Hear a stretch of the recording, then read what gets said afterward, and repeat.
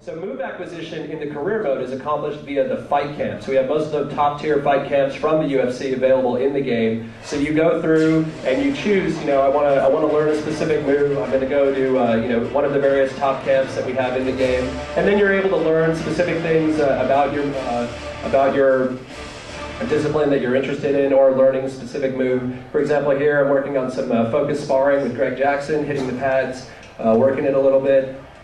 We also give you the opportunity to fight against real UFC fighters. You see, they don't need any training gear because you suck, and they don't. So they're helping you train for your fight, and this is kind of a cool way that we're able to bring these guys into the game as well and kind of help you out in your career. It's a great way to kind of get points towards your character and build up specific moves. So it's kind of up to you to see which camp offers you which opportunities. We have this other thing called game plan. That's something that you can add to your training calendar. Basically, if you don't want to train a specific thing for a certain fight, you're going up against a guy with, say, a strong ground game, you set up this game plan. It's a one-fight bonus. You lose a week, but it ups or downs your skills for a particular fight. You get to use it once per training session, so it's a cool addition. We also give you the opportunity to change weight classes this year. That's new from last year, so tear through a division and you might get the opportunity to move into another weight class and see how you do there. So obvious cool addition that we felt was necessary for this year. It's a lot more presentation, as I mentioned, this year. Here as an example of our pre-fight weigh-in with our created fighter. And there's that long hair again. Ooh.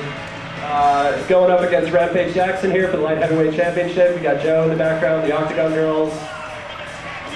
And our game is watching you permeates this aspect as well. I talked about respecting your opponent, disrespecting your camp. Your consequences are going to be noted throughout the game. AI is going to change depending on how you fight.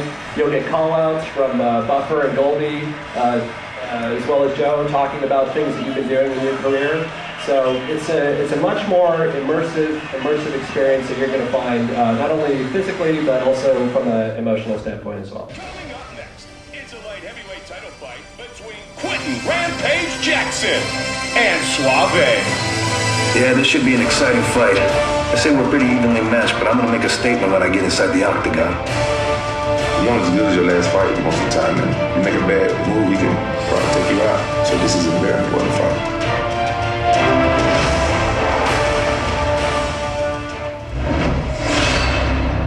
So you got a little taste of our creative fighter and career mode. Omar's going to take you through the gameplay improvements.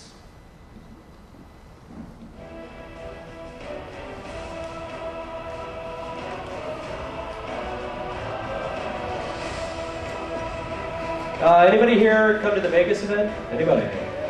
All right, only a few of you. I don't have to change my adjectives. Cool. So this is the locked out build, which you'll have the opportunity to play as we later on tonight. Omar and I will go through a lot of the gameplay improvements that went into the game and kind of indicate how to do them via the controls. So this is really an opportunity for you guys to kind of see what we're doing and take notes and get to try it out yourself. Sorry.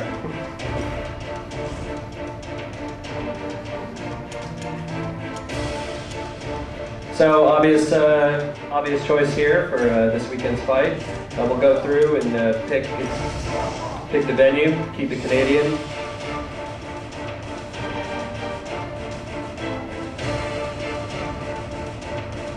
Coming up next, it's the UFC welterweight title fight between George Rush St. Pierre and Dan the Outlaw Hardy.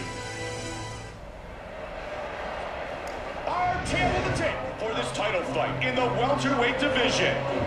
And now with our official introductions, Bruce Buffer. And now, 5 rounds for the UFC welterweight championship of the world. Introducing first, the challenger, fighting out of the blue corner. This man is a mixed martial artist. He stands 6 feet tall, weighing in at 170 pounds. Fighting out of Nottingham, England, Dan the Outlaw Hardy.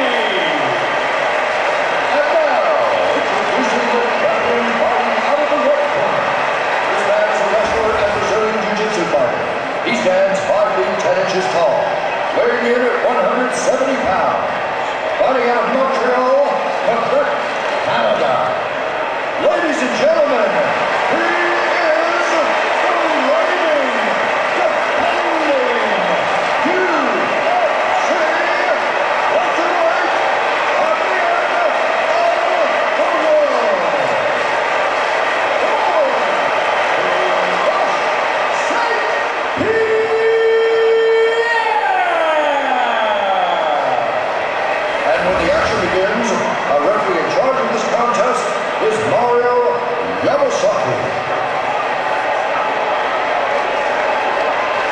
All right, this is for the championship bout. I want you guys to do a clean fight. Follow my orders at all times. Defend yourself at all times. Good luck tonight. Touch gloves. There she is, the one and only Ariani. All right, so you can see there's a lot of improvements. We made, crowds looking better, a lot more dynamic lighting. Shaders got a lot improved. Southpaw switching, click in on the right stick for the guys who have it. Can switch back and forth. So obvious improvement to this year's game. One of the other visual ones is this concept of sways and leans. You can see here holding on the right bumper, RB, and flicking left and right on the left stick. I'm able to dodge punches, get out of the way, and I can actually counter off of these as well. So here I can counter back. Now we have this concept of risk reward. If I do these front leaning sways, that's going to be less risky for me as opposed to like a left or right leaning sway. And the resulting counter is going to be more powerful. Last year the game was kind of very rangy. People were coming in from this distance, so we really felt we needed to have this inside game available, to kind of take advantage of the new gameplay.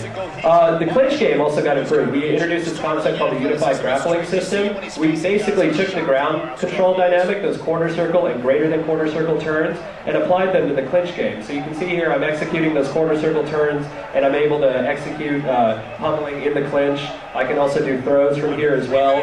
I'm able to use the technique and do those quarter circle turns, technique buttons at LB up here, and do a quarter circle turn, and I'll be able to execute a throw. So even though the game retains the depth that the Undisputed franchise is known for, it's still going to be a lot more accessible. That applies up here. You can see I can get in the Muay Thai, I can push my guy up against the cage using the left stick, just pushing forward. His attacks are going to be less effective. You can see systemically and visually, they just look kind of sorry. I can do takedowns from the cage here. I'm in a double leg. I switch now to a single leg, and I'm able to actually utilize that risk-reward concept again to where now I'm actually in half guard as opposed to I might have been in full guard in the previous one.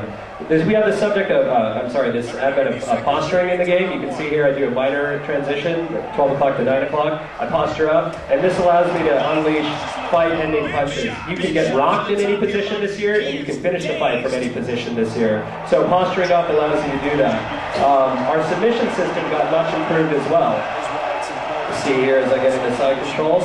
So I can initiate a submission clicking in on the right stick.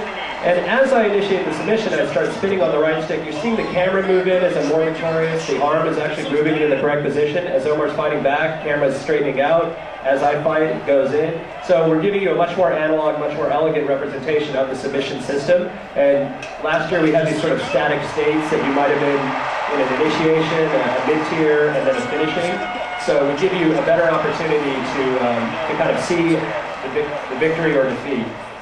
And it's much more educational as well. You're actually seeing why a submission is happening, why it's going to be painful. I'm giving GSP a lot of good advice. You can see me in the background there. I'm very vague. Put myself in the game again. Listen, son, we're losing this fight to points. Look me in the eye and take a deep breath. Keep with me on this, because you're not keeping with me.